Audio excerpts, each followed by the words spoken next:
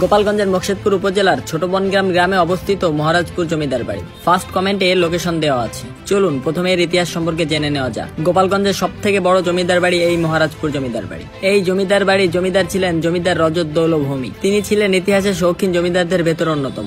ইতিহাস ঘেটে জানা যায় তিনি যাতায়াতের জন্য সুবিশাল ময়ূরপঙ্খী সম্পান নৌকা ব্যবহার করতেন। জমিদার রজতদৌল ভৌমিক 1600 খ্রিস্টাব্দের মাঝামাঝিতে প্রায় 10,000 বিঘা জায়গা জুড়ে জমিদার বাড়িটি নির্মাণ করেন। জমিদার বাড়িটির প্রবেশদ্বারে কালের সাক্ষী হয়ে দাঁড়িয়ে আছে সুবিশাল সরস্বতী মন্দির। মন্দিরটির নামকরণ করা হয়েছে জমিদার রজতদৌল ভৌমিক এর উত্তরস্বরী সরস্বতীর নাম অনুসারে। এছাড়াও জমিদার রজতদৌল ভৌমিক দেশ বিদেশ ঘুরতে খুব পছন্দ করতেন। জানা যায় তিনি জমিদারত্ব সামলানোর পাশাপাশি সুযোগ পেলেই ময়ূরপঙ্খী নৌকা নিয়ে বেরিয়ে পড়তেন দেশ বিদেশ ঘুরতে। এজন্য মহারাজপুর জমিদার বাড়ির উত্তর পশ্চিম প্রান্তে জমিদার বাড়িটির কোল ঘেঁষে রয়েছে একটি সম্পান নৌকার ঘাট। সময়ের পরিবর্তনের সাথে সাথে এই জমিদার বাড়িটি আজ অযত্ন অবহেলায় পড়ে আছে। এই জমিদারের পতন বা নিশ্চিহ্ন হওয়ার বিষয়ে কোনো সঠিক তথ্য জানা যায়নি। তবে অনুমান করা যায় 1947 সালে দেশভাগের সময় এই জমিদারের উত্তরসূরিরা ভারতে পাড়ি জমান। কারণ বেশিরভাগ জমিদাররাই দেশভাগের সময় ভারতে পাড়ি জমিয়েছিলেন। বর্তমানে জমিদার বাড়িটির কিছু অংশ পরিত্যক্ত অবস্থায় আছে এবং কিছু অংশ সংস্কার করে ভূমি অফিস হিসেবে ব্যবহার হচ্ছে। এদেশে জমিদার প্রথা বিলুপ্তির পর থেকে জমিদার বাড়িটি তার পূর্ব জৌলস হারিয়ে এখন